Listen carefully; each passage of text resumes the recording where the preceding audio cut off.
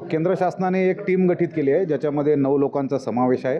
त्याचं team leader आहे additional director national centre for disease control, ते आत्ताच आपल्या मीडियाशी बोललेले आहेत। वेगळ्या वेगळ्या डिपार्टमेंटची मंडळी आहे, जलसंधारणचे लोक आहेत, ॲग्रिकल्चरचे एक्सपर्ट्स आहेत, फूड काउन्सिलचे आहेत, FSSAIचे पण मंडळी आहे।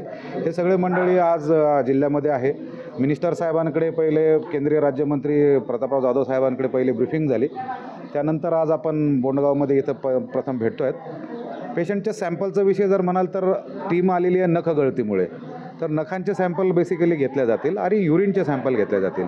आपली जी डिसेंबर-जानेवारीमध्ये केस गळतीचं प्रकरण होतं ते ज्यानं कशानं झालं होतं, जे एम्स नागपूरने रिपोर्ट दिला आहे की सेलेनियममुळं झालं आहे, तर ते सेलेनियम आता क्रॉनिकली एक्सक्रीट होतं आहे बॉडीतून, त्याचा हा शेवटचा परिणाम आहे।